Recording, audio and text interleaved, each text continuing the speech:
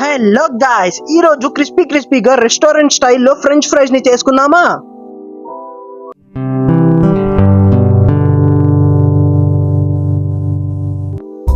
Potatoes ని rectangle shape లో cut చేసుకున్న తర్వాత అందులో వాటర్ ఫిల్ చేసి పించ్ ఆఫ్ సాల్ట్ ని వేసుకోండి.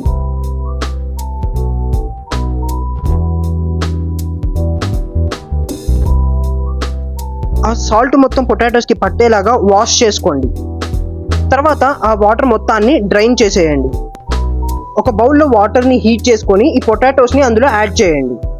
ఇలా ఒక 5 minutes పాటు ఈ పొటాటోస్ అనేవి బాయిల్ అవ్వాలి. దెన్ ఆ పొటాటోస్ని బయటికి తీసుకొని ఒక కాటన్ క్లాత్ మీద ఆ పొటాటోస్ని ఈవెన్గా స్ప్రెడ్ చేయండి. ఫ్యాన్ గాలికి ఆ పొటాటోస్ అనేవి మంచిగా ఆరాలి అండ్ అందులో ఉన్న వాటర్ కంటెంట్ అనేది మొత్తం వెళ్ళిపోవాలి.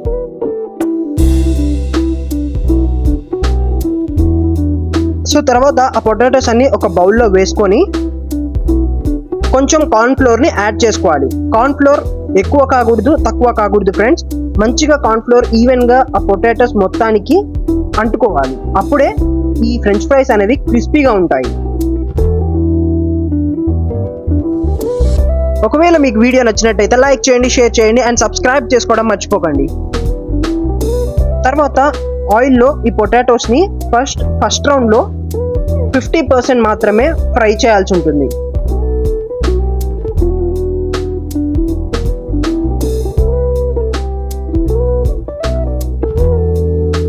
సో ఈ పొటాటోస్ని నేను కంటిన్యూస్గా సెకండ్ రౌండ్ కూడా ఫ్రై చేస్తున్నాను. సో ఈ పొటాటోస్ అనేవి గోల్డెన్ బ్రౌన్ కలర్లోకి మారాలి. అప్పుడే పర్ఫెక్ట్గా కుక్ అయినట్టు. సో ఇప్పుడు పొటాటోస్ చూసుకుంటే మనకి గోల్డెన్ బ్రౌన్ కలర్లోకి వచ్చేసాయి. సో వీటిని బయటికి తీసేసుకుంటున్నాను. గుర్తుపెట్టుకోండి గాయస్, పొటాటోస్లో ఆయిల్ అనేది మొత్తం వెళ్ళిపోవాలి. ఒకవేళ ఉంటే అది క్రిస్పీగా ఉండదు. సో ఒక పించ్ ఆఫ్ సాల్ట్ని, చిల్లీ పౌడర్ని నేను తీసుకొని పైన చల్లుతున్నాను.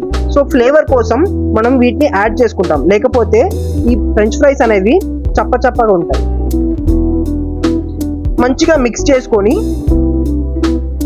సర్వింగ్ ప్లేట్లోకి తీసుకొని లైట్గా మీ దగ్గర కెచప్ ఉంటే యాడ్ చేసుకోండి టేస్ట్ కోసం. నా దగ్గర లేదు కాబట్టి నేను యాడ్ చేసుకోలేదు.